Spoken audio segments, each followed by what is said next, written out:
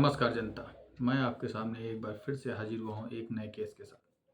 आशा करता हूँ ठंड का मौसम चल रहा है, अपना अपने परिवार वालों का ध्यान दीजिए। आज जो मैं केस लेके आया हूँ, यह केस जो है बिहार का है। बिहार का ये जो केस है पटना पटना में एक ऐसा हादसा हुआ जो दिल दहला दिया देने वाला हादसा था। इस हादसे में जो सबसे बड़ी बात थी कि आखिर उन माँ बेटी की क्या गलती थी जिन्होंने कुछ भी नहीं किया था, लेकिन उनके साथ इतना बड़ा हादसा घटा। हादसा ये था कि वो माँ बेटी की परीक्षा दिलाने के लिए पटना बस से जा रही थी। बस से जब वो परीक्षा दिलाने के लिए वो गए तो परीक्षा स्थल पर पहुंचकर उन्होंने वहाँ पे बाकायदा बेटी को अपनी परीक्षा दिलाया और परीक्षा दिलाकर संपूर्ण परीक्षा कराकर जब वो घर वापस आने लगी तो बस स्टैंड पर उनको अपने घर जाने के लिए बस जो है वो नहीं मिली। जब उनको सरकारी बस नहीं मिली तब वो वहाँ से उनको कुछ लोगों से पता चला कि यहाँ से करीब 4 किलोमीटर दूर जो है आप जाइए और वहाँ पे जो है एक प्राइवेट बस स्टैंड है, वहाँ पे आपको एक प्राइवेट बस मिलेगी जो आप इस समय जाएगी। बाकी यहाँ से कोई भी सरकारी बस नहीं जाएगी। ये बात जब माँ बेटी को पता चला तो वो दोनों वहाँ से एक ऑटो लेकर प्राइवेट बस स्टैंड पहुँचे और काफ़ी देर इंतज़ार करने के बाद उनको वो बस मिली जो उनके गंतव्य स्थान पर उनको पहुँचाने वाली थी। लेकिन जब वो बस में बैठे तो उस बस में कोई भी यात्री नहीं था और माँ बेटी जो है उस बस में बैठ गए। लेकिन कहीं पे उनकी माँ डर भी रही थी कि पूरी बस में वो और उनकी बेटी ही खाली है और अपने आप को असुरक्षित महसूस कर रही थी। लेकिन तभी 3-4 यात्री और 1-2 फैमिली मेम्बर आकर भी बैठ गए उस बस में। तो उसकी माँ को जो है अब थोड़ा सा सही लग रहा था। बस वहाँ से निकली, कुछ दूर चलने के बाद उसमें से 2-3 यात्री उतर गए और एक फैमिली जो थी वो सिर्फ ओनली बैठी हुई थी और वो माँ को घबराहट थोड़ी सी फिर से बढ़ने लगी और करीब कुछ देर चलने के बाद जो है वो फैमिली भी उतर गई।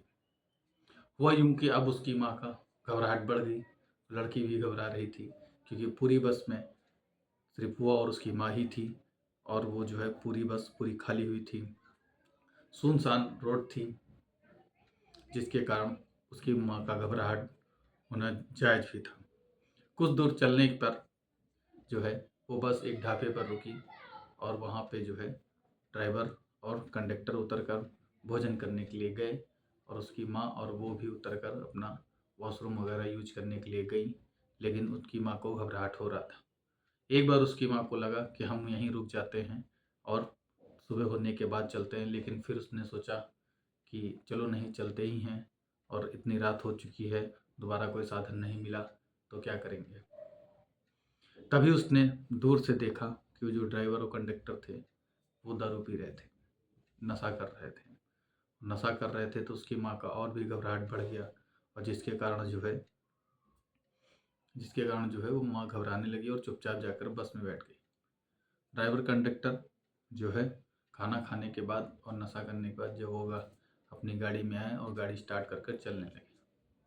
गाड़ी रफ्तार में चली जा रही थी, सुनसान इलाका था, रात के करीब 12-1 का टाइम था। थोड़ी दूर चलने पर ड्राइवर कंडक्टर जो है उनको बार बार पलट पलट कर देखे जा रहे थे और लेकिन माँ बेटी का जो है घबराहट होना जायज़ था। थोड़ी दूर चलने के बाद बस को जो है एक जंगल के उसमें मोड़ दिया गया।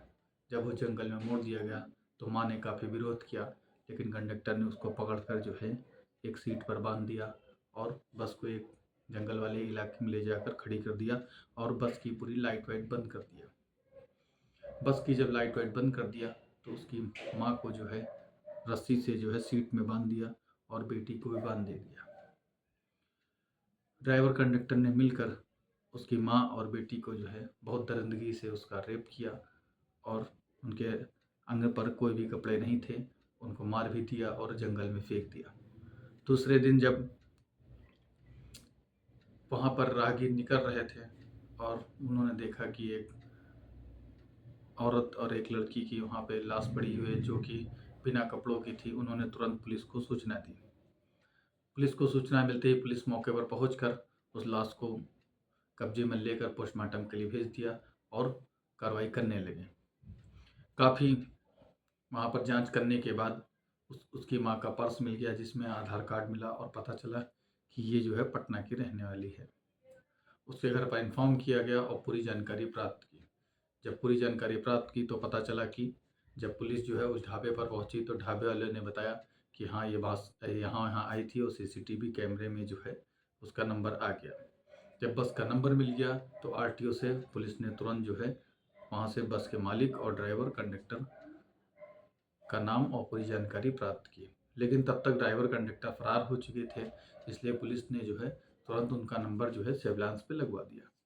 सर्विलांस पे जब नंबर लगा दिया तो जब पुलिस उस ड्राइवर ने अपना मोबाइल ऑन किया तो वो रडार में आने के बाद जो है वो तुरंत पुलिस वहाँ पर पहुँची और ड्राइवर कंडक्टर को कब्जे में ले ली। तो हम आशा करते हैं इस चर्चा में आप काफ़ी संतुष्ट होंगे, लेकिन आप लोग वीडियो लाइक नहीं कर रहे हैं, कृपया लाइक कीजिए और सब्सक्राइब कीजिए। स्वस्थ रहिए। जय हिंद।